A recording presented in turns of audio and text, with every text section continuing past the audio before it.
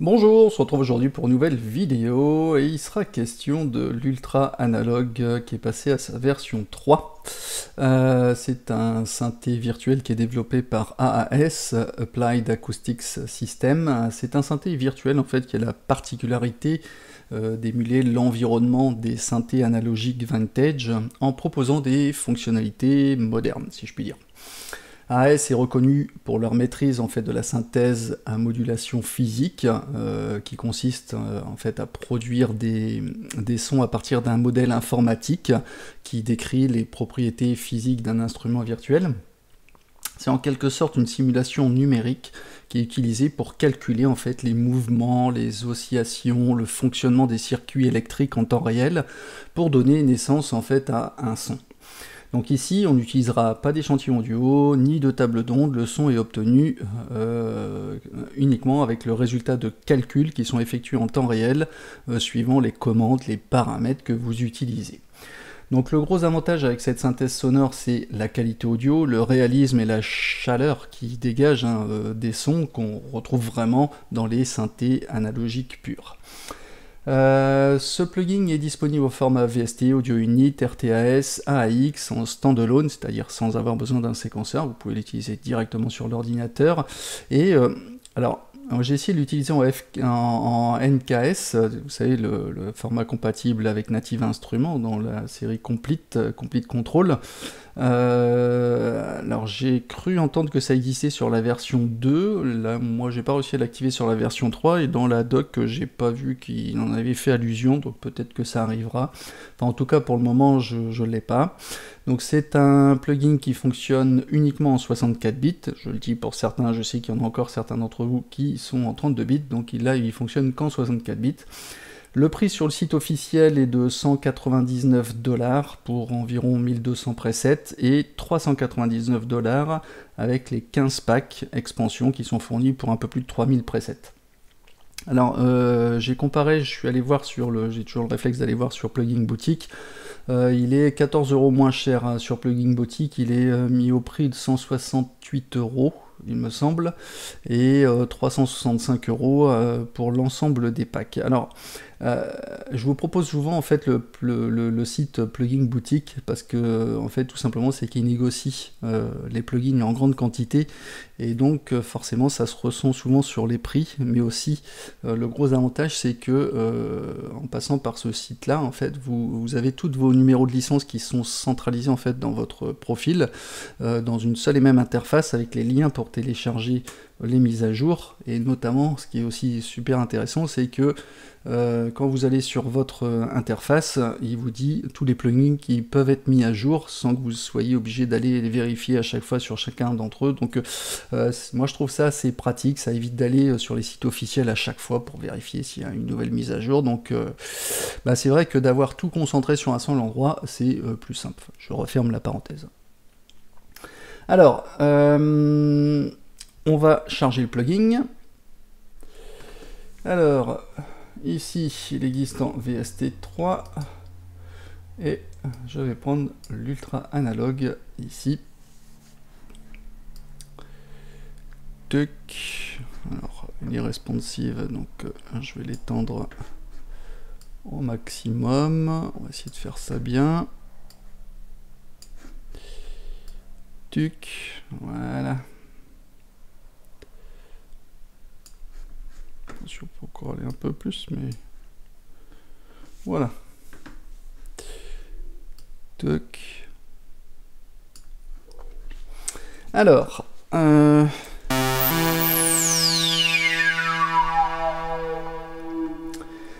ce que vous voyez tout de suite, c'est dans la partie supérieure, on a accès en fait directement donc au son sur une longue liste, sachant que moi en plus j'ai les packs extensions, donc c'est assez. Il y en a un certain nombre.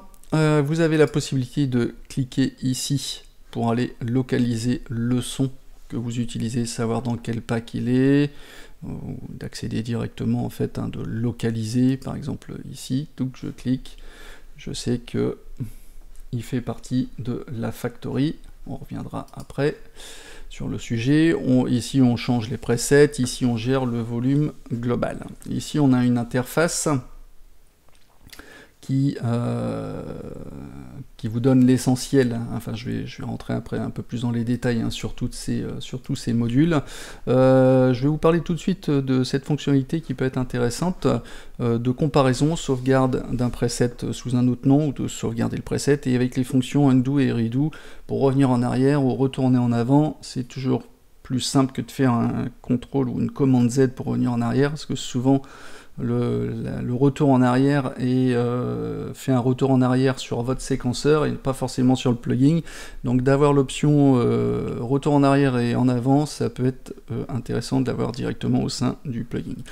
Vite fait la comparaison, imaginons, voilà, j'ai mon son.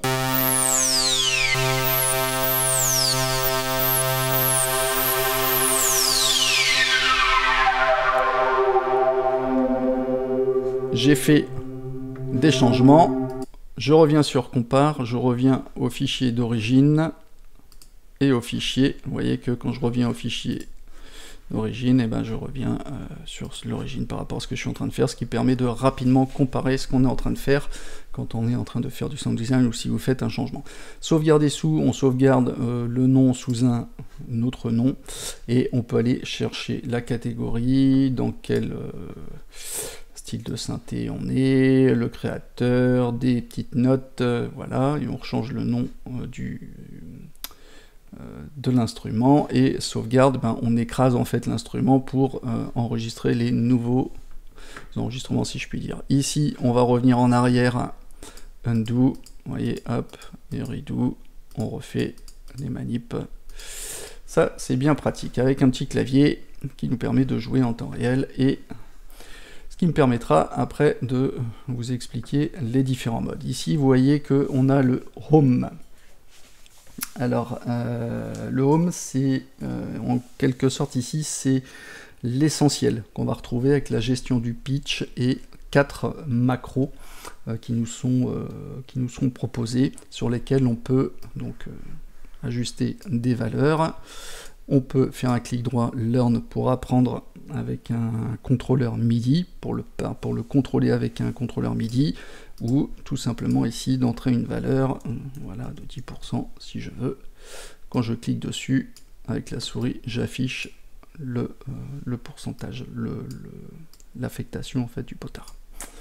Ok, ça c'est tout simple. Après, on a l'onglet Browser. Alors c'est le navigateur, il est assez puissant, il permet de balayer, en fait on va pouvoir sélectionner les packs. Ici j'ai la Factory, ici j'ai la banque de sons de la version 2 qui a été mise à jour afin d'intégrer les nouvelles fonctionnalités de la version 3. Ici j'ai tous les packs d'expansion que j'ai acquérir avec le nom, et on voit ils sont classés alors soit par numéro, soit alors vous pouvez cliquer ici pour afficher par ordre alphabétique, pour filtrer directement tout ce qui est catégorie, arpeggio, les basses, les keys, les leads, etc. Donc c'est plutôt bien fait. Vous pouvez accéder directement, donc là c'est l'ensemble des sons.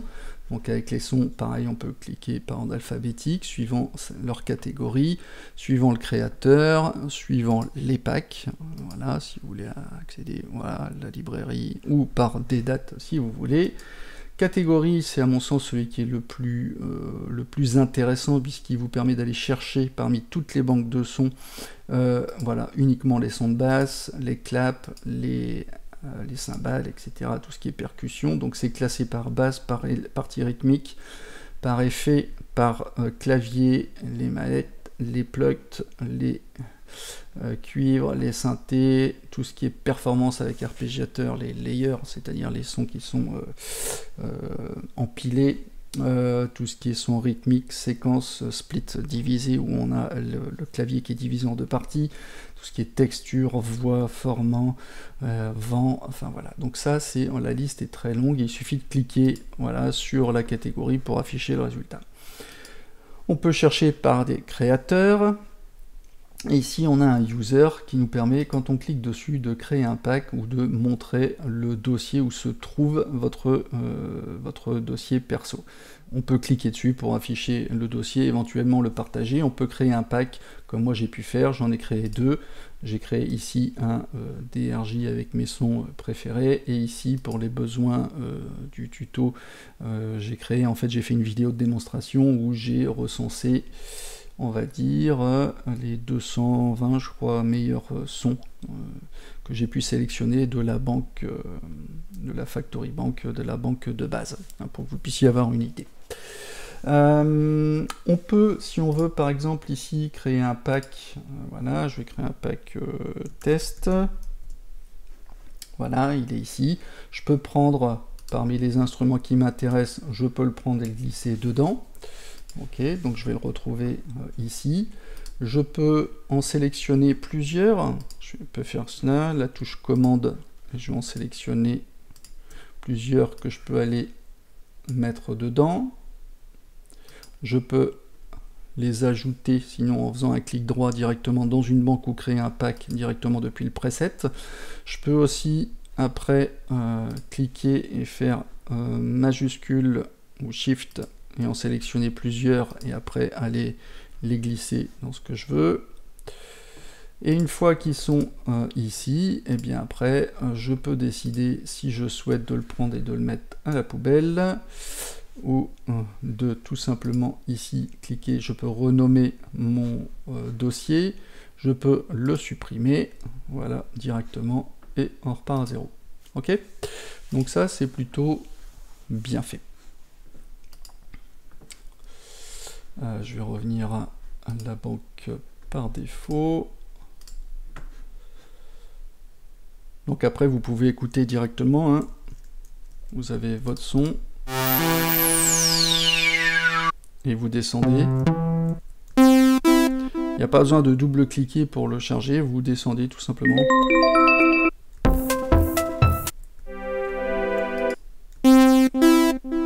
On va rester sur le classique saw. Ok, donc voilà à peu près pour le browser. Je pense avoir rien oublié. Après, on arrive sur l'éditeur. Alors là, l'éditeur, c'est ce qu'on appelle donc l'éditeur. C'est le synthé, il est multitimbral, c'est-à-dire il peut jouer deux timbres ou deux presets, deux layers en même temps, qu'on retrouve ici et ici. Alors ici, vous voyez qu'on a deux couches. Donc la première, elle est activée comme ceci. On peut activer le deuxième ou pas. Quand c'est grisé, c'est que ça ne fonctionne pas. On peut gérer le gain, les vumettes, la panoramique, la tonalité, mettre en solo ou en mute une partie pour travailler et se concentrer que sur l'autre. Et ici, on a la gestion du master sur la droite. On a la possibilité de charger, alors là on a un preset, mais on peut aller charger un layer directement, soit directement depuis le navigateur, en sélectionnant les banques qui ont choisi le layer qu'on veut, ou tout simplement on peut aller charger des formes d'ondes de base, en pulse, en saut, une sinusoïdale, en dents de scie, en carré, des modules initialisés et des routings, on verra le cas tout à l'heure. Donc ça c'est possible. Vous verrez qu'on a trois onglets en fait par layer. Il y a le mode, le synthé et ici effet. Ils ont chacun en fait, on a ça multiplié par 2. Pour savoir où on en est, il y a un code couleur ici. Quand il est activé, on voit que c'est un fond un peu vert, ici on a du vert, et ici on a un fond un peu beige, marron, qu'on retrouve ici. Ok. Alors ici, le menu mode, lui, va être axé sur les performances, pour montrer vraiment les paramètres clés. Donc on a des modules en fait qui sont ici, qui sont activés avec les petits boutons verts, comme ceci. Et on a des petits points qui nous permettent d'aller soit copier-coller des réglages, soit d'aller charger tout simplement des presets que vous pouvez régler si vous le souhaitez. Et sauvegarder aussi, ça présente un intérêt. Le fonctionnement, eh ben, on clique souris pour faire défiler les valeurs qui peuvent être en millisecondes suivant ce que vous utilisez. Petite astuce, donc là vous voyez ça va vite. On a trois trois touches en fait, le contrôle, l'option et le commande. Le contrôle, quand on fait clic souris gauche et qu'on maintient contrôle, vous voyez, ça avance un peu moins vite. Avec la touche option, on est encore plus précis. Et avec la touche commande, alors là on est vraiment très précis. Vous voyez, on peut vraiment avoir de la précision pour choisir la valeur que l'on souhaite. On peut toujours faire un clic droit assigné donc à un rotatif ou à un bouton MIDI, et ici cliquer directement la valeur. Je vais mettre 5, et voilà, et quand je clique dessus, j'affiche 5 secondes. On peut double-cliquer pour revenir à la position par défaut.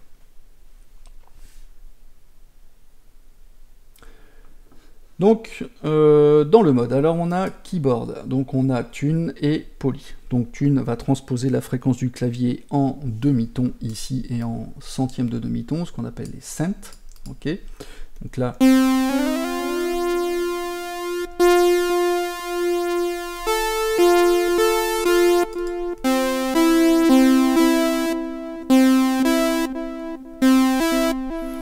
Et on a donc par défaut mono, et quand on clique sur poly, on est en polyphonie, c'est-à-dire là on peut jouer plusieurs notes en même temps pour faire des accords. Là vous voyez ici on a un petit clavier, quand je joue vous voyez que ça s'allume en vert.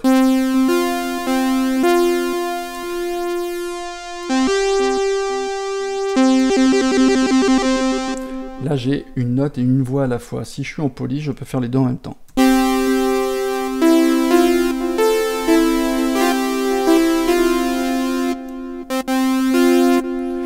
Tout simple. Ok, ici on a clock, donc c'est l'horloge qui est synchronisée par rapport au tempo de votre session, ou qui est, quand il est désactivé, vous pouvez choisir le BPM.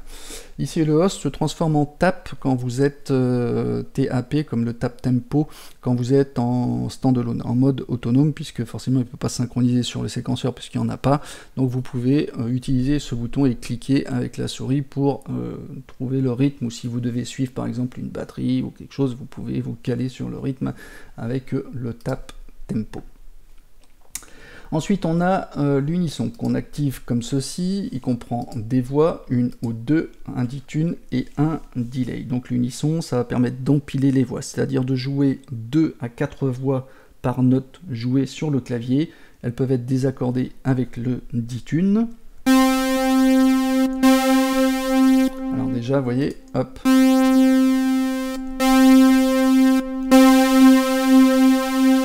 On peut désaccorder. Et on peut les décaler avec le delay.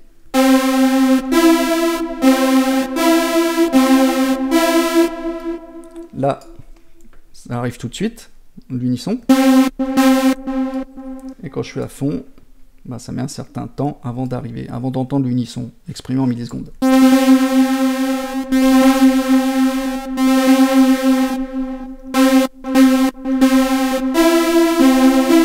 Ça vient renforcer le son, ça vient apporter du corps. Ensuite, on a le glide. Alors le glide, lui, va permettre de gérer le glissement entre deux notes. Il se fait soit de façon constante ou proportionnelle. C'est plus parlant quand on est en mode monophonique, mais ça marche quand même quand on est en polyphonique. Mais je vais me remettre en monophonique, ça va être plus simple. Ici, donc là, il n'y a rien.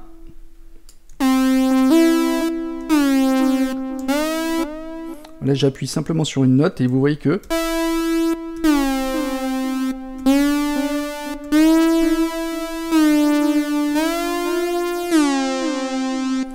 le legato, lui, permet le glissement, mais pas en jouant qu'une seule note, c'est en maintenant deux notes. C'est-à-dire vous restez appuyé sur la première note, et quand vous appuyez, tout en restant appuyé sur la première note, vous appuyez sur la deuxième note, ça va faire un glissement. Mais si vous n'êtes pas appuyé sur deux notes en même temps, si vous jouez une note individuellement, une à la fois, et ben il n'y a pas de glissement, il n'y a pas de glide. C'est à ça que sert le legato. Exemple, là je joue qu'une note, une autre note, j'ai pas de glissement. Si par contre je reste sur la première et j'enchaîne une deuxième, je vais avoir une progression.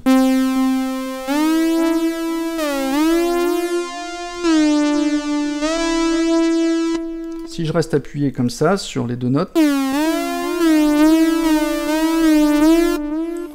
Sans le legato, à chaque note j'ai un glissement. Quand j'ai le legato, il me faut au moins 2 notes pour passer de l'une à l'autre progressivement.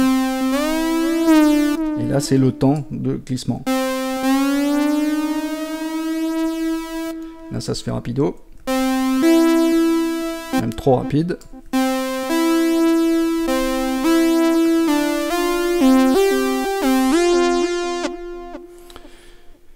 Ok, et là c'est proportionnel.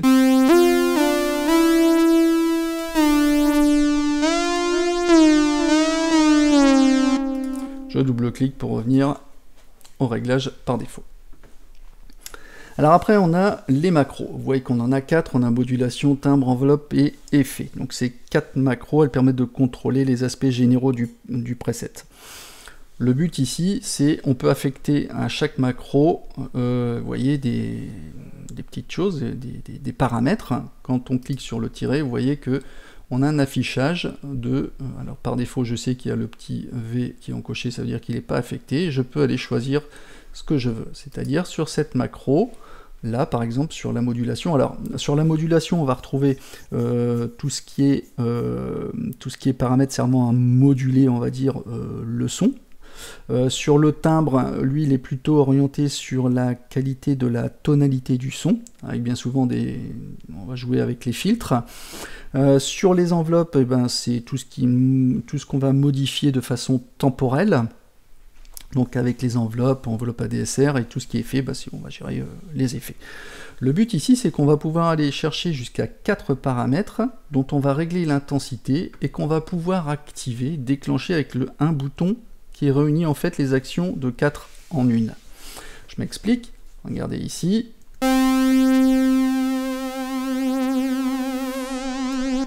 Là, je mets le bouton à 100% de la modulation, ça veut dire je vais au maximum de ce qui est mis sur le vibrato. Quand je clique dessus, je sais qu'il y a 31%. Donc j'ai un dosage, quand je vais à fond ici, je serai au maximum de 31% du vibrato et de la vitesse du vibrato. Ici. Ici, elle est à 10%. Ok. Donc si je suis ici, je serai qu'à la moitié. C'est un bouton qui réunit tout en un. Imaginons, je vais aller faire n'importe quoi. Je vais aller chercher par exemple le tune du keyboard.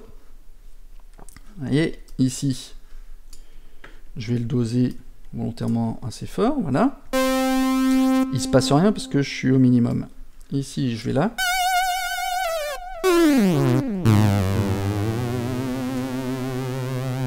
Qu'est-ce qui se passe? Là, je suis à 0. Si je veux jouer avec ce bouton, je vais enclencher le vibrato, le dosage du vibrato et la vitesse, mais également le clavier, la tonalité du clavier.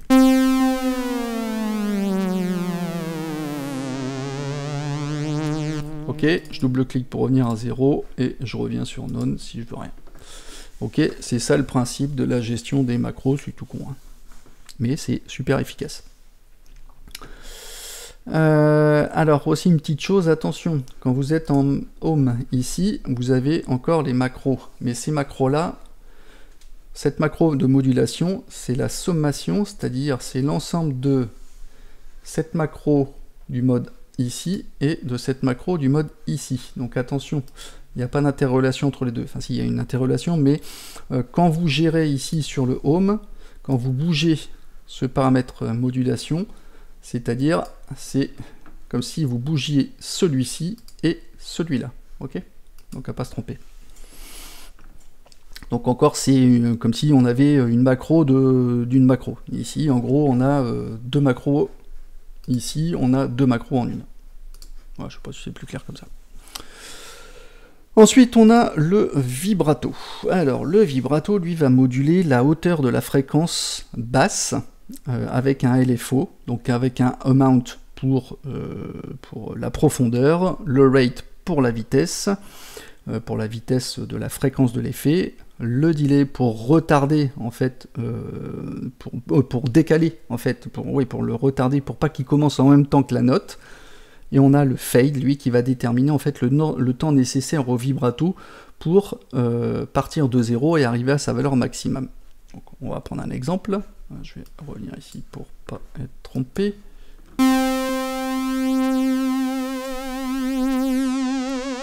Donc là, je suis à fond, le vibrato. Là, c'est la vitesse.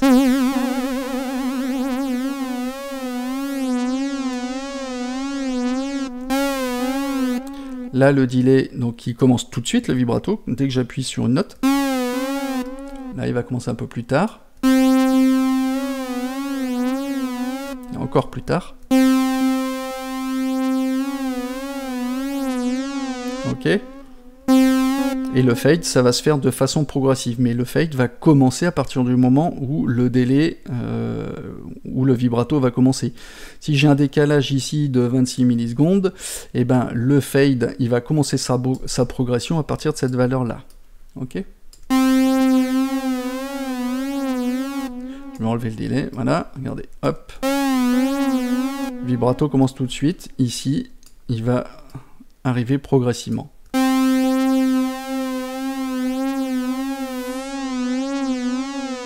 Il monte en puissance à chaque fois. Et on peut, en plus de le faire aller progressivement, le décaler. Ok, bon voilà, vous êtes formé sur le vibrato.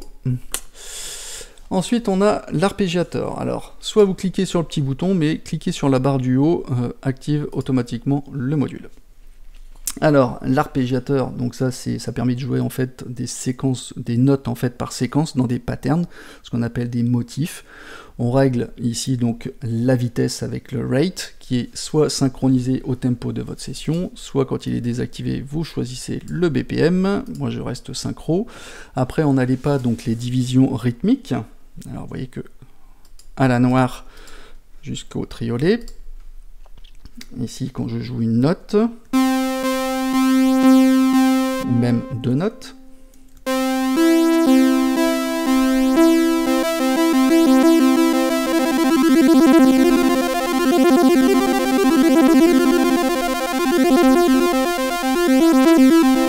Ok, ici, l'amplitude au niveau des octaves.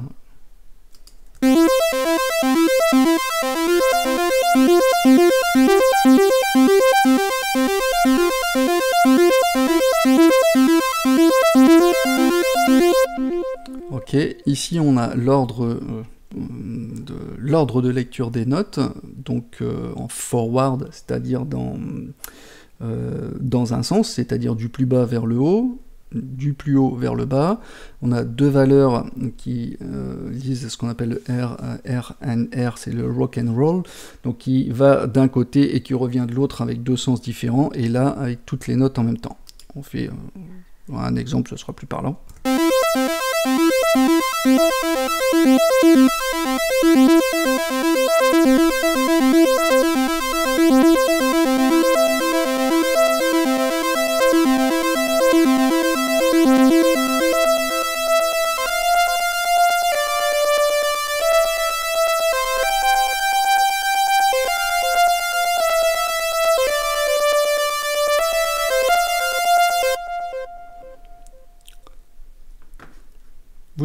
Vous pouvez activer le L sans que vous soyez obligé de rester appuyé tout le temps sur le bouton.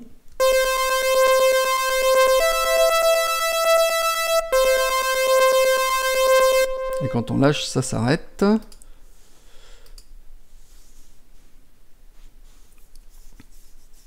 Vous avez ensuite ici les pas qui sont activés ou désactivés. Vous voyez, je peux faire comme un effet de gate.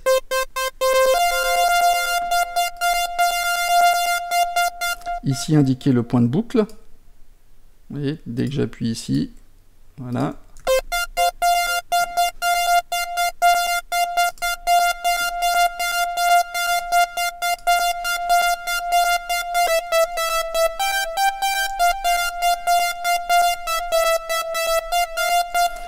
En dessous, vous voyez qu'on a le ruban avec 7 octaves qui remplace le clavier si jamais vous n'avez pas de clavier. Et ici, vous avez possibilité d'activer le split, c'est-à-dire la division.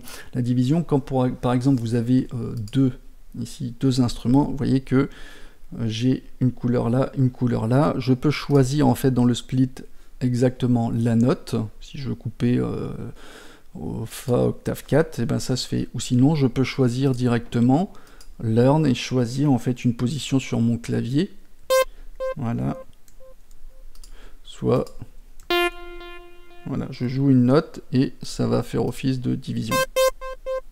Ok, je peux supprimer le split si je veux pour jouer l'intégralité.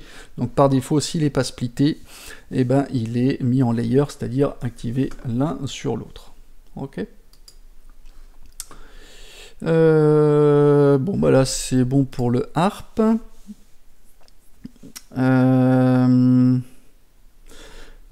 Donc bah après, on va aller dans la section synthé. Alors là, il va falloir s'accrocher. Non, ça va être simple, mais bon, il faut juste être attentif parce qu'il y a des petites choses qui peuvent paraître un peu complexes, donc je vais essayer de démystifier un petit peu certaines choses, surtout si vous n'êtes pas habitué à faire du sound design. Ça peut présenter un intérêt, même si vous n'êtes pas faire de la création sonore, mais de savoir un peu comment fonctionnent les choses, et surtout si vous voulez modifier un preset déjà, vous faites de la musique, vous voulez modifier un preset, c'est bien de savoir un peu à quoi correspondent tous les éléments qu'on a à disposition pour comprendre ce qu'on fait en fait. C'est le but du tuto aussi, un petit peu quelque part. Avant de rentrer dans le vif du sujet, donc je vais faire un petit rappel rapide sur les termes utilisés dans la synthèse sonore et on verra ensuite le flux audio de ce synthé virtuel. Dans un synthé physique ou un synthé modulaire, on va toujours retrouver en fait les mêmes outils pour créer un son. On a besoin donc d'une source sonore, ici un oscillateur ou du bruit, le noise. On a besoin d'une enveloppe d'amplitude qui va servir à amplifier le son pour qu'on l'entende plus ou moins progressivement. On a besoin de un ou plusieurs filtres qui serviront à filtrer, c'est-à-dire à supprimer une partie des fréquences du spectre sonore afin que le son sonne différemment. Alors oui, si je prends l'exemple par exemple d'une onde sinusoïdale amplifiée, elle sonnera à l'identique, quelle que soit la machine utilisée, c'est l'utilisation et la qualité des filtres qui feront que le son sonne différemment d'un instrument à l'autre. Ensuite, on appelle ce qu'on appelle les modulateurs, c'est-à-dire des outils qui vous permettront de modifier les valeurs des paramètres du synthé. Exemple, si on souhaite modifier les panoramiques d'un son, et ben on va bouger le bouton à gauche, puis à droite, puis à gauche, puis à droite. Et bien au lieu de le faire avec la main, on va le faire avec une enveloppe ou un LFO. Je vous invite à aller consulter, par exemple, pour les enveloppes, j'ai fait un tuto sur ce qu'est-ce qu'une enveloppe ADSR, ça pourra vous aider peut-être à mieux comprendre, mais en résumé, dès qu'on appuie sur une note, les valeurs en fait d'un paramètre assigné à une enveloppe évoluent par rapport à une courbe qui est divisée en plusieurs points clés, si je puis dire, qui sont l'attaque, le decay, c'est-à-dire le déclin, le sustain, le maintien, et le release, le relâchement, jusqu'à ce qu'on relâche la note. Donc au lieu de bouger un paramètre avec vos petites mimines, on va lui affecter en fait une enveloppe pour le faire à votre place dès qu'on déclenche une note. Le LFO, c'est pareil, je vous invite à aller consulter mon tuto sur le LFO. En résumé, c'est un oscillateur de basse fréquence qui est tellement bas qu'il n'est pas audible et qui sert à moduler des paramètres. Le gros avantage, lui, c'est qu'il présente en fait un cycle parfait qu'on pourra utiliser pour assigner un paramètre en boucle. Par exemple, l'exemple de la gestion de mon petit bouton de panoramique, gauche puis droit indéfiniment, est tout à fait adapté à cette situation. Et vous allez peut-être entendre parler, ce qui est le cas ici, de VC, c'est-à-dire le VC, l'abréviation de control voltage. Entendez par là le contrôle des tensions, qui est le terme utilisé pour transmettre en fait des informations de contrôle sur des vrais synthés physiques. Le signal en fait de contrôle se mesure de deux façons, soit en octaves par volt, notamment utilisé par Monsieur Moog, ou en hertz, utilisé notamment chez Korg et Yamaha. Donc on parle, en résumé, de VCO pour les oscillateurs, O comme oscillateur, VCA pour l'amplitude, et VCF pour les filtres. Dans notre plugin, en fait, le flux audio se présente comme ceci. Donc vous voyez qu'on a deux sources sonores, VCO1, VCO2 et un noise, et ça multiplié par deux couches. Le son est envoyé dans une section de filtre. Le filtre sera contrôlé par trois paramètres. Une enveloppe, le filtre va être géré par la vélocité, c'est-à-dire on va pouvoir gérer l'enveloppe de filtre avec la force avec laquelle on appuie sur les touches, soit par rapport à la position des notes sur le clavier, soit avec un LFO, ou les trois en même temps, c'est pas interdit. Ensuite, on va dans la section VCA, donc d'amplitude, qui va être gérée également par une enveloppe de vélocité, par le clavier et par un LFO également. Et tout ça, on l'a 2 fois pour arriver dans la section finale qui est l'effet. La particularité, c'est qu'on va pouvoir ici, vous voyez qu'on va pouvoir dériver un petit peu tout ça. Si vous avez peut-être déjà entendu parler de filtres en série, en parallèle, ou justement ce qu'on appelle les deux, puisqu'on a la possibilité de faire les deux aussi ici. C'est-à-dire, cette section de son-là, on peut l'envoyer directement ici en effet. On a une section de filtre. On peut envoyer la deuxième source sonore dans un deuxième filtre. Mais on peut aussi envoyer une source sonore qui va passer dans un filtre et qui va passer après dans le deuxième pour arriver en sortie. Donc c'est assez modulable. Donc pour revenir à nos moutons, ici on a donc tout ce qui est VCO. Ici ça rentre dans un mix avec une enveloppe de filtre pour arriver dans le filtre. On a une section d'LFO qui est activée ou non, le filtre activé ou non d'ailleurs, et on va dans une enveloppe d'amplitude pour gérer, après ici en sortie, le son. C'est comme ça que ça se passe. Donc, commençons avec le VCO, donc avec nos oscillateurs. Alors, donc dans l'oscillateur, on a la forme d'onde, en sinusoïdal, en dents de scie, en carré, ou pour faire du bruit. Après, on a ici la gestion des octaves et des demi-tons. Ici, on a le ditune pour désaccorder. Ici, on a pulse width qui est là pour gérer la largeur d'impulsion. Notamment, quand on va sur la gauche, on a une onde, notamment c'est utilisé sur les formes d'ondes en square, en carré. Donc plus on ira vers la gauche, plus ça sera resserré, plus on ira vers la droite, plus ça sera étendu. Et on a ensuite ici un potard, un sous-oscillateur qui lui va créer une onde d'une octave en dessous de la hauteur de l'oscillateur d'origine. Donc si jamais ici on a une onde en dents de scie ou carré, elle sera carrée, et si on a une onde en sinusoïdale, l'onde affectée sur le sub sera également sinusoïdale. Et ici on a la possibilité de gérer le volume. On va prendre un exemple. Je vais désactiver le deuxième oscillateur. Voilà, j'ai une sinusoïdale en dents de scie, en square.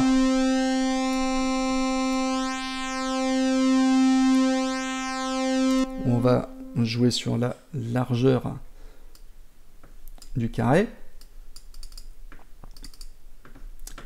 Ici, on change l'octave.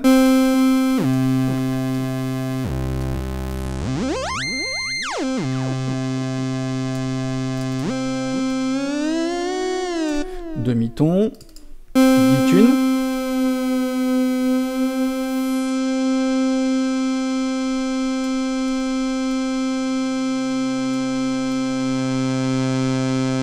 Et là, le volume du sub.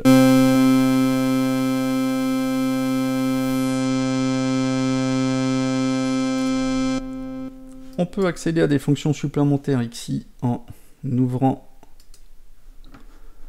et on donne accès au ramp et au kick track. Alors le ramp, c'est le générateur de ramp qui sert à faire varier la hauteur de l'oscillateur. Avec 2 paramètres, le decay, gérer le temps nécessaire pour faire varier la hauteur, et le mount, qui lui va fixer la valeur en demi-ton.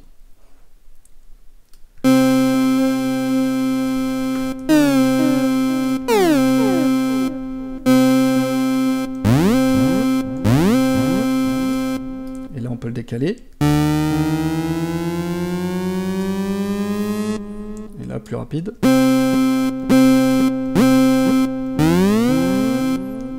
Vous voyez, c'est parlant. Alors au niveau du key track, c'est pareil, on a 2 paramètres, la fréquence et le ditune, donc où on peut également moduler la hauteur de l'oscillateur avec les positions des notes du clavier. Alors ici on a le hard 5. Vous voyez que quand on l'active, on a un switch, c'est-à-dire on passe de sub à 5. Vous voyez, le sous-oscillateur ici est transformé avec un bouton de synchronisation. Ça veut dire là on entre dans la synchronisation dure. Ça veut dire quoi? Ça veut dire qu'on se retrouve avec un oscillateur maître et un oscillateur esclave. Le signal de l'oscillateur esclave se recale, il se synchronise en fait sur le début de la période de l'oscillateur maître. En gros, en quelque sorte, il est initialisé, hein, comme vous pouvez voir sur le schéma. Donc vous allez me dire, mais du coup, à quoi ça sert? Car la hauteur de l'oscillateur, elle est identique à celle du maître.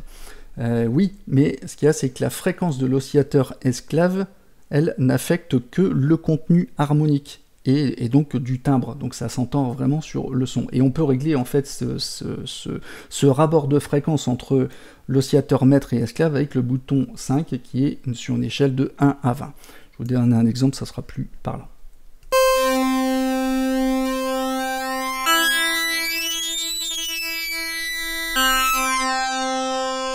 Vous voyez, là je suis en sub normal.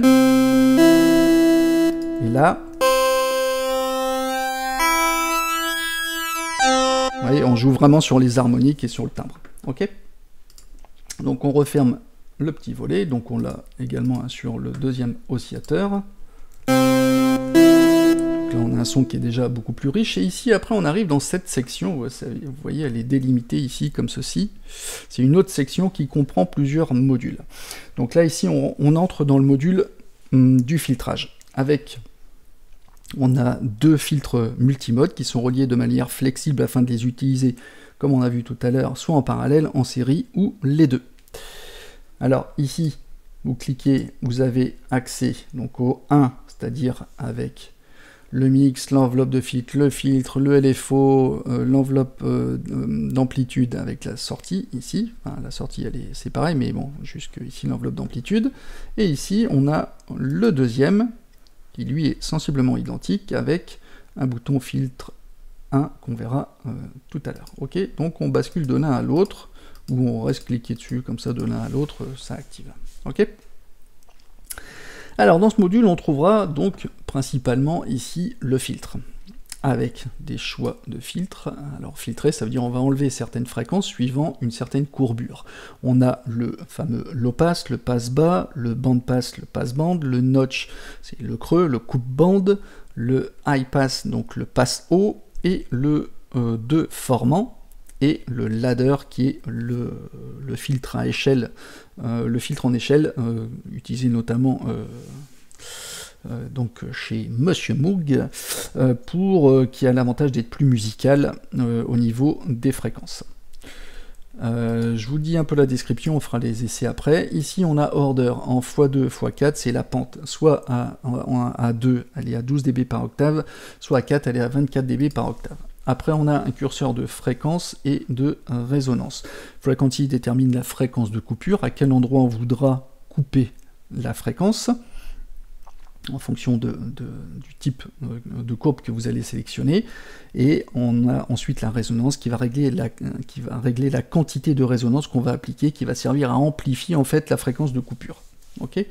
Donc, on va voir des exemples. On va se mettre ici.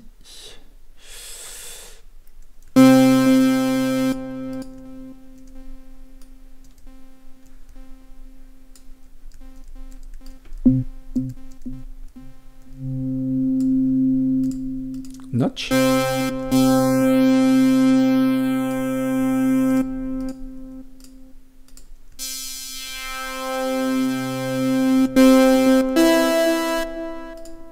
Formant.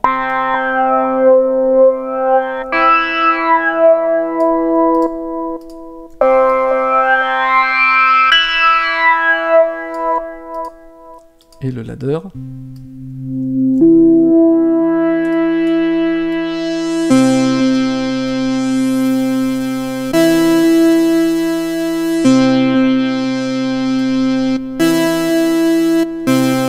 Alors notez que quand on sélectionne sur les autres, on a une résonance, et quand on sélectionne le ladder, la résonance se transforme en phasis, hein, qui permet d'accentuer justement, d'apporter une accentuation jusqu'à aller jusqu'à l'auto-oscillation.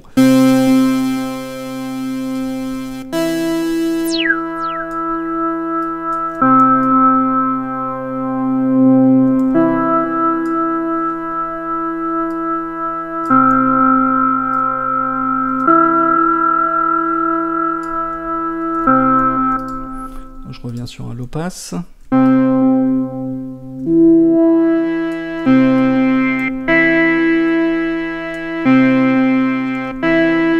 Donc vous voyez qu'on a des paramètres key et enveloppe. Alors key, il va permettre de gérer l'ampleur de la variation en fonction de la hauteur des notes du clavier joué, et l'enveloppe va gérer le gain qui sera appliqué au signal qui est reçu depuis l'enveloppe de filtre. Okay. Après, vous avez ici le drive avec 3 courbes symétriques et 3 asymétriques. Ça va permettre de sélectionner différents algorithmes de saturation hein, depuis ce menu déroulant. Tout ce qui est symétrique, ça veut dire qu'on aura des valeurs, la saturation sera identique sur les valeurs positives et négatives du signal. Et tout ce qui est asymétrique, eh ben, on aura un modèle de distorsion sera appliqué, ne sera pas le même en fait entre les valeurs positives et négatives. Un exemple, ça sera plus parlant.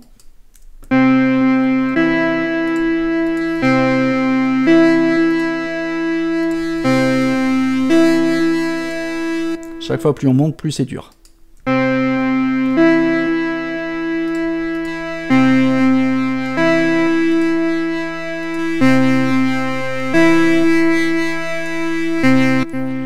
Ouais, rien qu'avec un petit filtre, c'est vraiment ce qui va faire complètement changer votre son. Donc voilà, d'où l'importance quand vous avez un vrai synthé d'avoir des qualités de filtre exceptionnelles. C'est ce qui fait la richesse de votre son. Ce qu'on peut faire, c'est on peut basculer aussi quand vous allez dans le 2. Donc vous voyez ici au niveau du signal, tout passe comme ceci, tout ce qui est activé pour aller jusque là, et quand on est dans le 2, et ben, vous voyez que ici, par exemple là, j'ai activé les deux, là c'est le bouton de volume, hein, volume de l'oscillateur 1 et 2, il va dans le filtre pour arriver jusqu'ici. Et ici, donc c'est-à-dire les sorties du son là sont gérées par ce filtre là. Mais ici, sur le deuxième, là j'ai pas de section de filtre, là le son part en fait directement en deuxième sortie sans passer par une section de filtre. Mais imaginons qu'il soit activé, je pourrais dire sur ma deuxième section, je pourrais choisir un autre filtre. Par exemple un formant. Qu'est-ce qui se passe?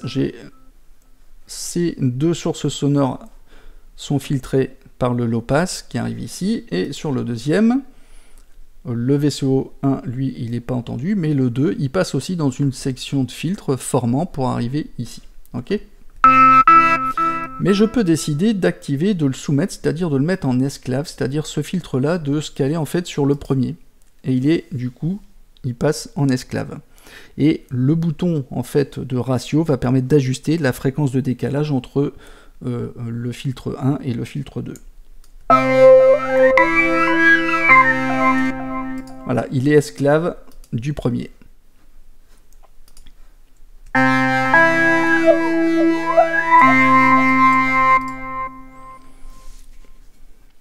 Alors maintenant, on va parler de la section du mix. Alors je vais le laisser désactiver. On va revenir sur le module mix parce qu'il est important, ce qui va permettre de tout comprendre en fait, le sens du signal et du flux audio. Mix ici, on va gérer donc l'acheminement du signal sonore vers les filtres. Le VCO1 ici, alors je me remets sur le 1, le VCO1 c'est la gestion du volume du 1 par rapport au 2, donc celui-là est plus fort, celui-là est moins fort. Ok. Donc on a aussi une source qu'on peut envoyer du bruit.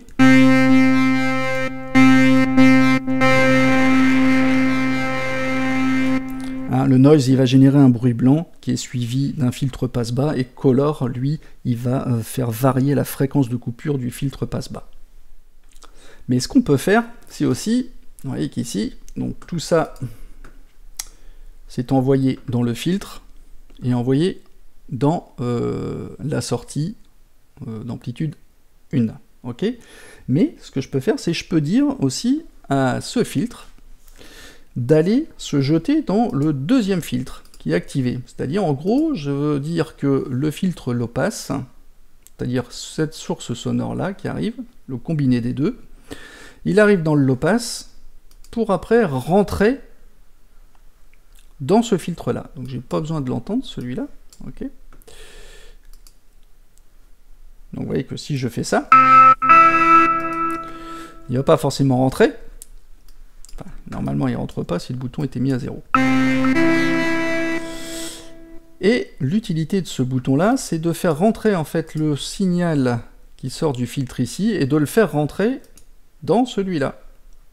Donc en gros, j'ai une deuxième section de filtrage, c'est ce qu'on appelle en série. Et pour doser ça, je vais utiliser le bouton là. Mais pour que ça marche, doutez-vous bien, c'est que je n'ai pas envie que le son, parce que ici en fait il va en même temps dans le deuxième, mais il va aussi en sortie ici. Rappelez-vous du chemin audio, ça veut dire ça rentre ici, ça va dans le filtre, mais moi je veux pas qu'il continue son chemin jusque là, donc je vais désactiver. Si je veux un filtre en série, c'est-à-dire qu'il passe dans cette section de filtre pour ensuite aller dans le deuxième, donc il arrive ici, il va dans le deuxième, parce que je lui dis, bah tiens, tu vas à fond dans le deuxième, soit je lui dis tu vas que pour moitié, soit tu vas à fond dans le deuxième. Là on est bien d'accord sur le deuxième, j'ai rien. Ok, donc je pars d'ici, j'arrive dans ce filtre là, j'autorise le passage parce que je mets mon bouton à fond, et j'arrive dans une deuxième section de filtre pour finir son signal ici. Parce que n'oubliez pas que la majorité des synthés c'est soit en série, soit en parallèle. Et ça peut pas être les deux en même temps. Et ici, il permet d'avoir les deux en même temps. C'est pour ça que ça paraît un peu complexe. Donc là, je l'oblige à ne pas sortir. Je lui refuse la sortie directement du parallèle. Je l'oblige à aller dans le circuit, dans la deuxième section de fil pour arriver ici. Et là, du coup, je peux rajouter un ladder. Donc en gros, j'ai mon low pass qui est géré ici. Le flux arrive ici à fond pour passer dans le deuxième filtre.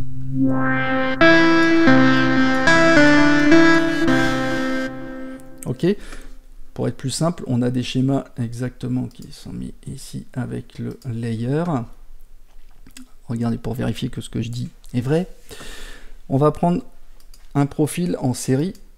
Voilà, en série, comment ça se passe? Ça veut dire ici, j'ai le volume qui arrive ici, et vous voyez que c'est désactivé par défaut. Il arrive dans la deuxième section à un certain dosage du filtre, qui rentre dans un deuxième filtre pour finir son chemin ici. Ok? Si je prends un autre profil, je vais prendre en parallèle.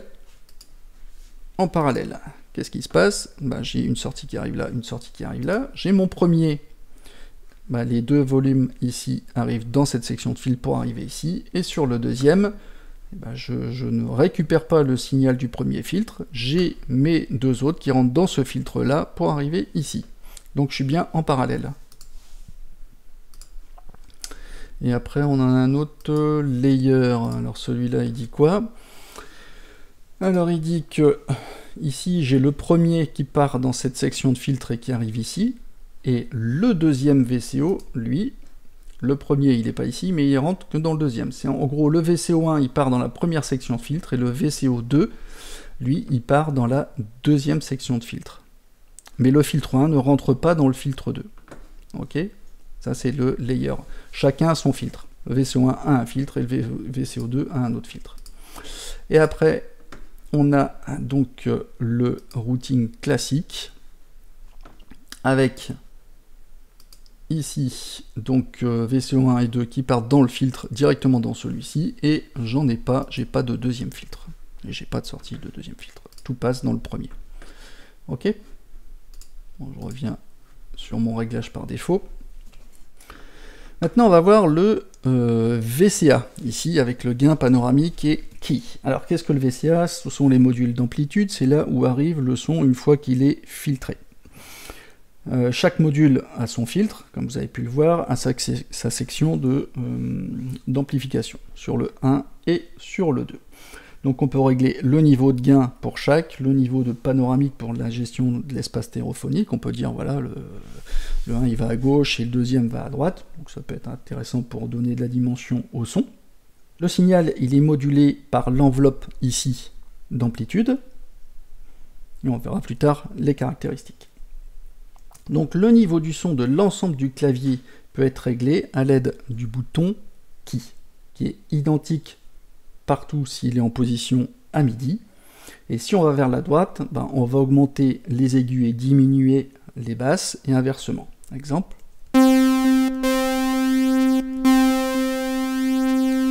Ça peut être intéressant si par exemple, voilà, vous avez certains sons qui sont assez scintillants, qui sont assez...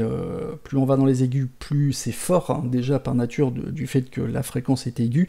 Donc on peut aller jouer avec le clavier et dire, ben hop hop hop, quand tu vas jouer avec le clavier les notes aiguës, baisse un peu le volume, ça peut être intéressant. Et on peut faire pareil avec les panoramiques. En gros, c'est à ça que ça sert. Et en position intermédiaire, à 0, ben, on a un équilibre partout. D'ailleurs, on pourra vérifier également que ces paramètres-là peuvent être contrôlés, notamment avec un LFO, mais on verra ça tout à l'heure. On va voir ça maintenant, même d'ailleurs. Alors, j'active le LFO. Le LFO, c'est le Low Frequency Oscillator. C'est une source qui va pouvoir moduler l'oscillateur, le filtre et aussi l'amplitude, comme on vient de le voir. On peut personnaliser en fait son comportement en choisissant une forme d'onde, sinusoïdale, triangulaire, en carré, aléatoire 1 et 2, et en glitch, c'est un peu comme une sinusoïdale qui saute. On va prendre des exemples après. On a le paramètre rate qui correspond à la vitesse du LFO.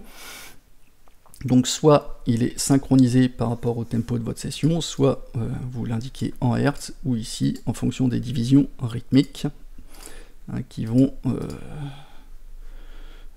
il y a le choix au niveau des divisions rythmiques. Ok, on a le bouton ici de phase. Alors lui, imaginons on a une sinusoïdale, la phase va pouvoir décaler le point de commencement de votre cycle. Ça peut être intéressant, on le retrouve sur beaucoup de claviers. Vous avez R qui permet de réinitialiser.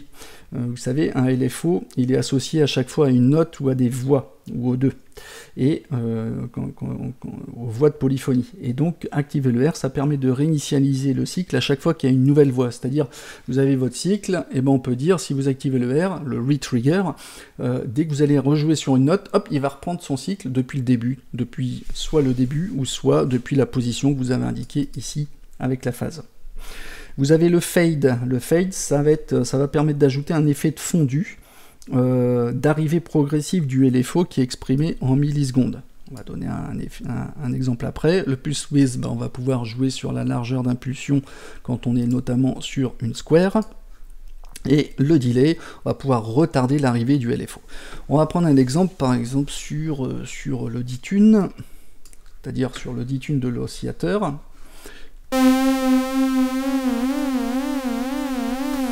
Ok, donc je vais prendre une onde sinusoïdale, synchronisée.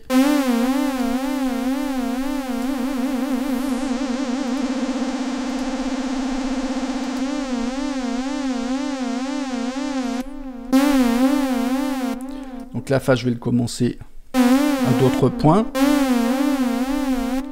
C'est pas forcément audible hein, sur une sinusoïdale, mais bon, on va écouter déjà les différentes formes d'ondes.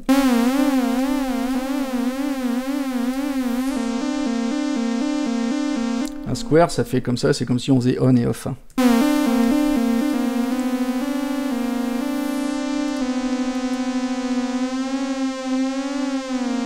Des valeurs aléatoires. Ça, c'est un peu comme la sinusoïdale, mais ça saute, regardez.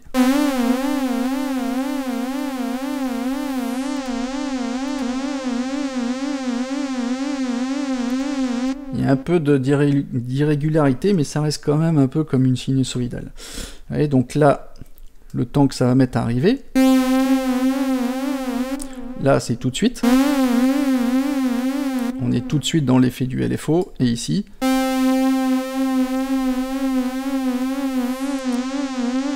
c'est lissé, ça arrive progressivement. Et si on peut décaler, on attend quelques millisecondes avant que le fade se mette en route. Alors soit là, on attend 68 millisecondes avant que le LFO soit actif.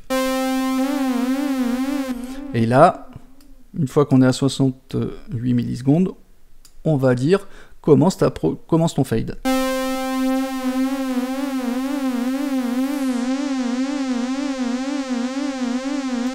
Donc voilà, donc on a le LFO qui peut jouer sur l'oscillateur, sur le filtre avec la fréquence, la résonance, et sur l'amplitude avec le gain et un panoramique. Imaginons ici, on va faire un effet.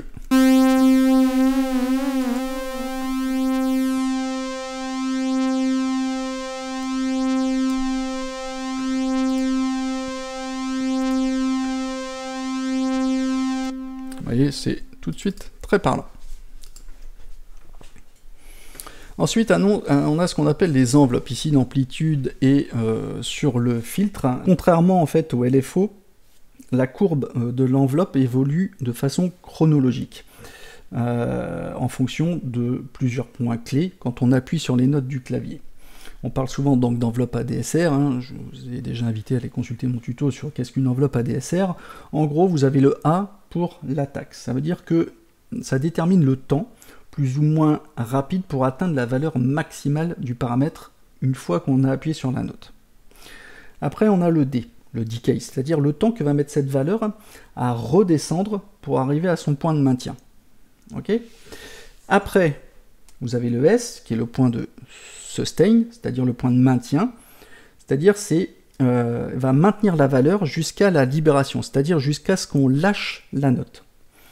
Et donc le R du release, une fois qu'on lâche la note, eh ben c'est le temps plus ou moins rapide pour revenir à la valeur initiale une fois qu'on a relâché la note du clavier. Ici on a une position intermédiaire, c'est pour ça qu'il est mis là entre le sustain et le release, parce que le time c'est une exception qui va permettre d'avoir en fait néanmoins une décroissance progressive, même si on maintient toujours la note. On va vers le release mais en restant toujours appuyé sur la note. On peut agrandir également la fenêtre avec des possibilités, ici exponentielle pour la courbe, pour que la courbe soit en forme exponentielle. Retrig, ça va permettre de redéclencher l'enveloppe à chaque nouvelle note jouée, c'est-à-dire dès qu'on va, alors ici exponentielle, je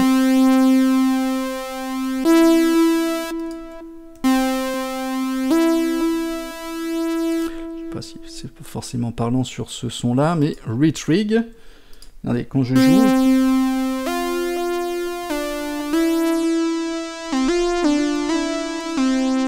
je reste toujours appuyé sur une note, et ici en retrig, ça va redéclencher. Ça veut dire qu'on va redéclencher, on va repartir au début de l'enveloppe à chaque nouvelle note ou nouvelle voix.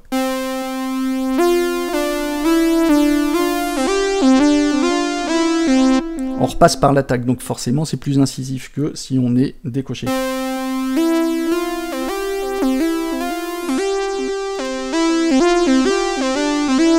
Et on repart, donc c'est assez parlant. Et vous avez le free. Le free, lui, il va supprimer en fait la phase de maintien pour aller directement au release. Donc même si on joue une note, et ben, même si on la maintient, et ben, on va direct sur le release. Regardez. Tant que je reste appuyé, le son est dur. Ok. Si je suis en free, je reste appuyé, mais le son, il passe direct au release. Ok. Ici, on a des modes qui sont assez intéressants, les modes loop. Alors là, on a trois formes d'ondes en fait qui sont prédéfinies et qui correspondent en quelque sorte. C'est une enveloppe mais avec un cycle dedans. Le cycle, il se fait par rapport au point clé, soit avec attaque. Donc par rapport au schéma que je vais vous afficher, on a l'amplitude. Donc on a l'attaque avec le decay. La boucle se fait sur l'AD, sur l'attaque decay, et après on est libéré avec le release. Soit on a attaque, decay, release, et ça se répète en boucle jusqu'au release, ou soit on a once. Once, c'est on a l'attaque, le decay, on garde un mode sustain, et après on repart sur une attaque avec un release. Le mieux c'est de donner un exemple.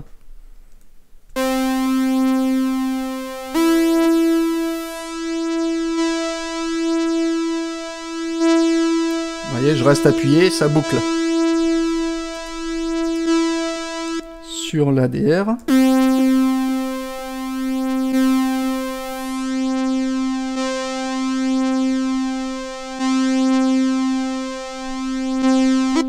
Et sur le once.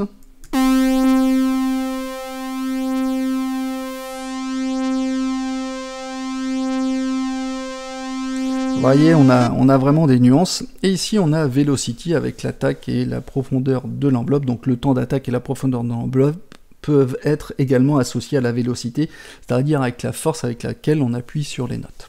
Ok. Et donc pareil, on retrouve le même paramètre sur l'enveloppe de filtre. Bon, bah, c'en est tout, je pense, pour la partie synthé, et ensuite on a la rubrique d'effets. Donc on a ici, vous voyez, 1, 2, 3, 4, 5, on a 5 emplacements, dont 3 qui sont fixes, et 2 où on a une petite flèche où on peut aller chercher donc des delays, distorsions, un phaser, un vintage chorus, flanger, auto, wah-wah, notch, equalizer, donc on peut rajouter un deuxième ou un deuxième compresseur, un ampli de guitare par exemple, avec plusieurs valeurs qu'on peut bien évidemment contrôler.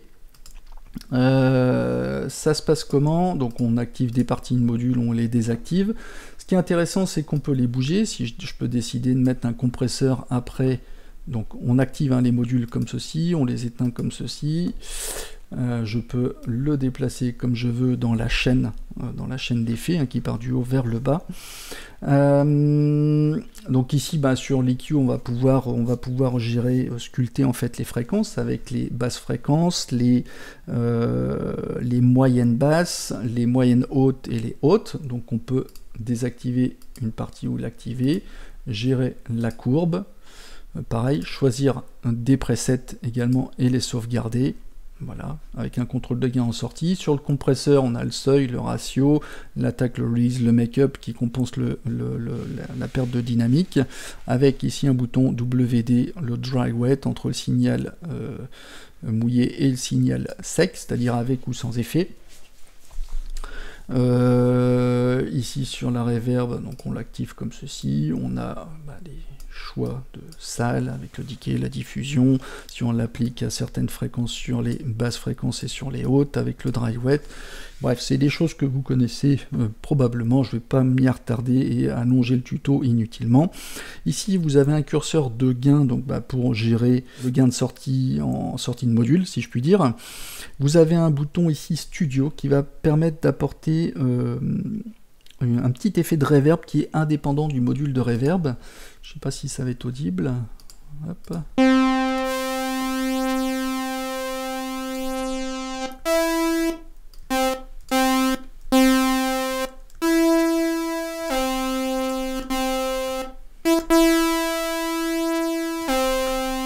Donc c'est léger et ça permet de renforcer le son. Et vous avez la possibilité ici, alors par exemple, toc toc.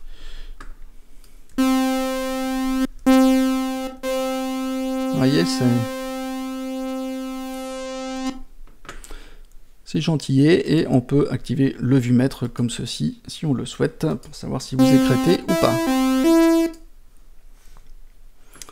Donc ça c'est propre à cette partie-là de layer 1. On peut le faire pareil sur le 2, donc je vous laisse imaginer les possibilités. Je reviens sur mon son qui est initialisé quand même, et après vous avez la section d'effets globale, c'est-à-dire cette section d'effets, tout ce que vous allez activer ici sera en bout de chaîne, donc va affecter l'ensemble des deux layers. Ensuite vous avez les settings. Alors on a la polyphonie, ici on va pouvoir régler la polyphonie jusqu'à 32 voix.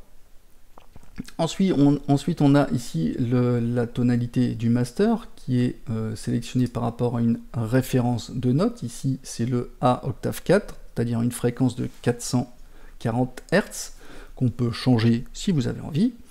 Ici, on a la possibilité d'accéder au chargement d'un fichier pour faire de la musique microtonale.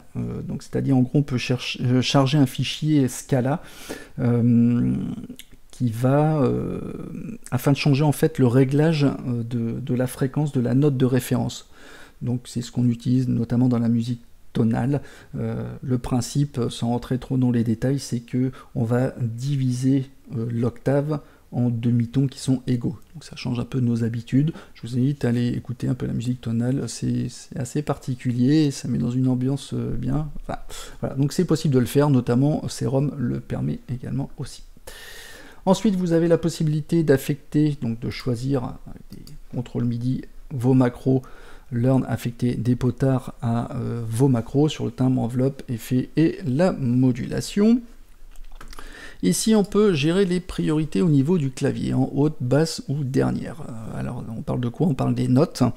Ici, on peut déterminer en fait le comportement du clavier lorsque plusieurs notes sont jouées en même temps. Quand on est en mode monophonique, Ça veut dire qu'on va déterminer quelle note parmi soit la plus haute, soit la plus basse, soit la dernière, laquelle sera prioritaire lorsqu'il y aura plusieurs notes jouées.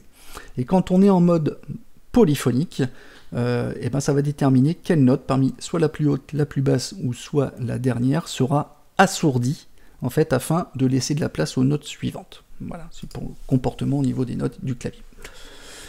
Ici, on rentre dans la section MIDI, où on autorise les Program Change, donc les changements de programme par le MIDI. Ici, on active le pitch bend, qui est par défaut assigné à votre molette de pitch bend pour changer les hauteurs. Ici, on peut déterminer la plage de hauteur, jusqu'à 12 demi-tons sur votre pitch. Ici, on peut rentrer dans les assignements MIDI pour affecter encore à d'autres contrôleurs l'expression ou tout ce que vous voulez par rapport à des contrôles MIDI. On peut d'ailleurs ici, dans le contrôle Change assignement, c'est-à-dire charger ou sauvegarder vos réglages par défaut au niveau du MIDI, soit réinitialiser tout, et on peut le faire également sur l'ensemble des settings, c'est-à-dire pas que le MIDI, mais tout ce que vous avez ici, de charger un profil par défaut, de le sauvegarder par défaut, ou de le faire un reset, de revenir par défaut au réglage par défaut. On a les possibilités ici de zoom à 75%, à 100%, à 125%, jusqu'à 200%, mais aussi au-delà, puisque il est responsive, donc on peut l'adapter vraiment à ce qu'on veut. C'est quand même plutôt bien fait. Je pense qu'on a fait le tour. Donc en conclusion, je trouve que ce plugin sonne très bien. Il a une grande qualité audio, sans artefacts. On a des sons hyper purs, des banques de sons, des expansions qui sont très bien réalisées. Également pour celles et ceux qui n'ont pas forcément envie de se prendre la tête à créer des sons. Donc je vous invite à notamment aller consulter la petite vidéo que j'ai pu faire où je fais un test d'une sélection des 200 meilleurs presets qui sont issus de la banque d'usine. Je mettrai ici en haut à droite de la vidéo et dans la description. Donc la navigation des presets ici est très bien faite, les modules sont bien placés, facilement accessibles. Alors j'aurais aimé qu'ils intègrent par contre des presets initialisés comme savent très bien le faire les sound designers d'Arturia, où ils mettent des configurations prêtes à l'emploi, mais non pas depuis les layers comme on a pu le voir, mais directement au sein des presets pour partir éventuellement sur une base à zéro. Quand vous êtes sound designer, vous aimez bien partir avec un son à partir de rien, sans avoir besoin de désactiver tous les effets, les choses comme ça, voilà, de partir sur un truc brut et de construire tout de A à Z vous-même. Ça peut être sympa, d'ailleurs je m'en suis créé un que j'ai appelé Init, justement avec toutes les valeurs par défaut, tout est désactivé, et comme ça j'active au fur et à mesure ce que j'ai envie.